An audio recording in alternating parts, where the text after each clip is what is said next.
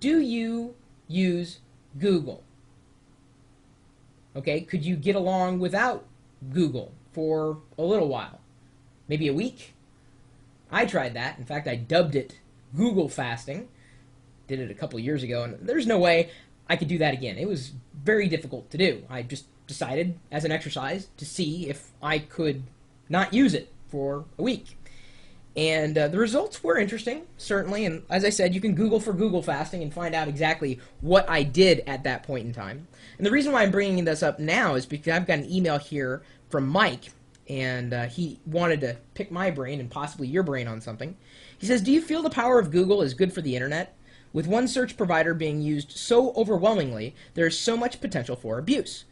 As we become a society, that's interesting, I want to come back to that word, who gets our news and history over the internet, is Google in a position to filter what we know and how much? I read a while back that a precondition to Google gaining access to China was that Chinese citizens could not have search results returned about the Tiananmen Square incident, and more recently, China blocking access to YouTube in the wake of Tibetan protests. If governments and search engines can wield such power over the internet, they can effectively remake history and shape the issues of the day. Just curious if you had a take on this as someone on the front line of technology.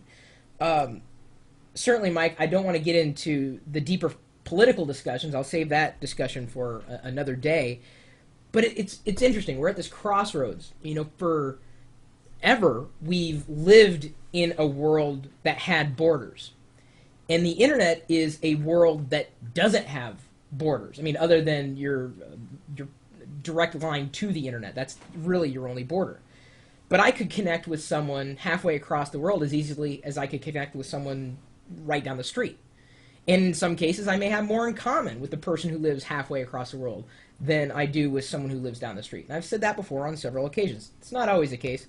But when we have such a open, quote-unquote, society on the internet, and we try to get that to fit inside these existing infrastructures that are pretty much built with these walls in mind, these borders in mind, it's really kind of, well, not just scary, it's potential for anarchy, it's potential for breaking down those borders, and I can pretty much guarantee that a lot of people who are in power are scared. And certainly not just people in government, but people inside of industries that thrived before the advent of the internet.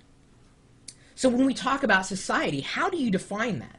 I mean, do we have a society here on YouTube? Do we have a society in just being this community at large, and we have these various connections with one another? I mean, we live in countries, we live on this planet, but what happens when the internet goes and connects to the moon or Mars or beyond? Who knows? There are really no borders. Right now, our border is this globe. It's the internet as it exists on this planet. But what happens when we transcend this physical presence to connect with other people?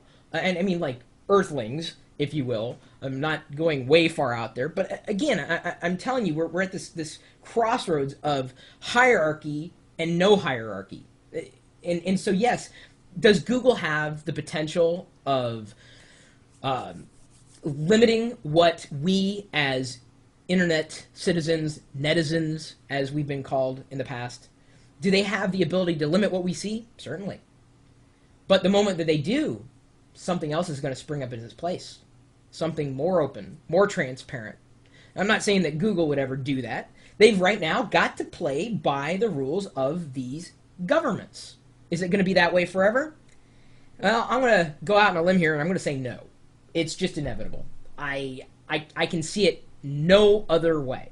Is that scary? Well, potentially. But to me, when I connect with someone online, I mean, I'm really truly connecting with them, their mind, I mean, everything that they are, everything that they appreciate and what we share in common. The last thing I think about is, where do they live? Who are they? What's their background?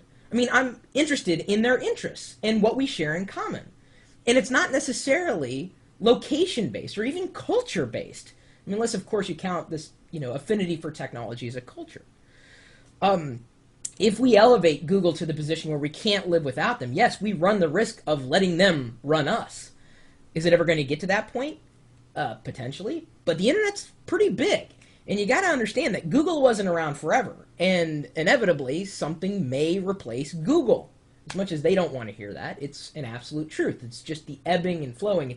It's the life cycle, especially with software and websites and this whole idea of human identity and human connections. So I'm very interested in hearing your definition, if you could put a finer point on how you define society and how you see this playing out. Right now, like I said, kind of sticky. How do you see it? How do you see us moving beyond where we are today to becoming a better group of people? Because that's all we freaking are on this planet. We're just a group of people. Some of us like corn, the others not so much. I'm in the latter half. I really not. That's really, that's how you can divide us. If you want to divide us, people who like corn and people who don't.